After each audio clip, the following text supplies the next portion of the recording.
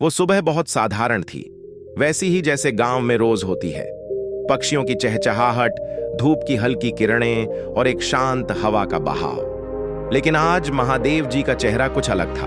आंखों में चिंता की रेखाएं थीं और मन बेचैन। उनके बेटे विमल ने रात भर ठीक से नींद नहीं ली थी। सांस उखड़ी हुई थी, मन बिखरा हुआ। वो चुपचाप बैठा हुआ था, जैसे खुद से ही लड़ रहा हो। महादेव जी ने पास बैठते हुए पूछा, क्या बात है बेटे, रात भर सोए क्यों नहीं? विमल ने सिर झुकाए कहा, पिताजी, मेरा मन बहुत डरता है, अब नींद नहीं आती।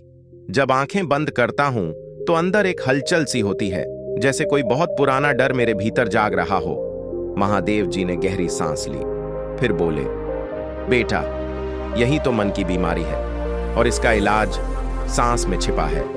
कहानी यहीं से शुरू होती है, गौतम बुद्ध की सीख और विमल की यात्रा।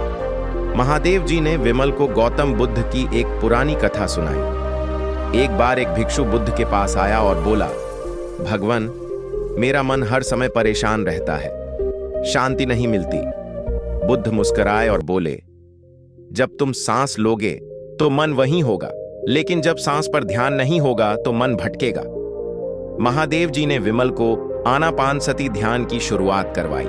रोज सुबह उठकर केवल 15 मिनट सिर्फ सांस की गति को महसूस करना, बिना किसी विचार के। तीसरे दिन ही विमल को थोड़ी राहत महसूस हुई, लेकिन यह सिर्फ शुरुआत थी। आयुर्वेद का हस्तक्षेप। महादेव जी गांव के पुराने वैद्य भी थे।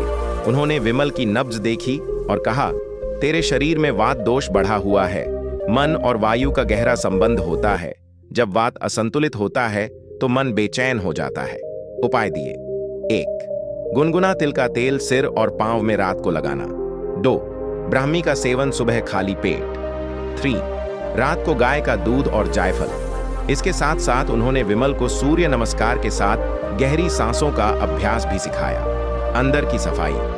विमल के साथ साथ घर की दिनचर्या भी बदलने लगी। अब सुबह योग, दिन में हल्का भोजन और रात को ध्यान। विमल ने अपने डर के साथ बैठना सीखा। उसने अपने डर से लड़ना बंद किया, बल्कि उसे सुनना शुरू किया।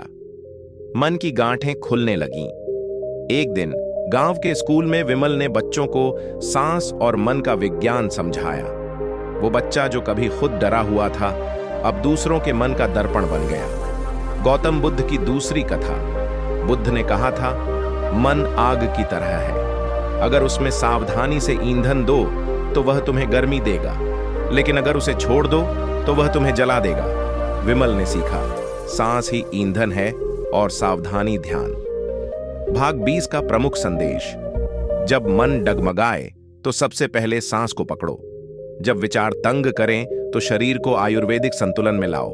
जब नींद उड़े तो सबसे पहले मन और प्राण के बीच पुल बनाओ। ध्यान देने योग्य दैनिक अभ्यास जिनसे जीवन में परिवर्तन आया। 1. सुबह 5 बजे उठकर 10 मिनट आनापानसती ध्यान। 2. ब्राह्मी शंख पुष्पी का नियमित सेवन वैद्य की सलाह से। 3. सप्ताह में 1 दिन व्रत, केवल फलों और गुनगुने पानी पर। 4. रात को ध्यान से पहले गौतम बुद्ध के किसी एक वाक्य का चिंतन। 5. हर श्वास को धन्य मानकर लेना, जैसे जीवन का सबसे कीमती उपहार। अगर आपको ये कहानी और इसमें छिपी साधना की बातें दिल से महसूस हुई हों, तो इसे अपने जीवन में जरूर अपनाइए। हमारा उद्देश्य सिर्फ कहानियां सुनाना नहीं, बल्कि आपकी आत्मिक यात्रा को जागृत करना है।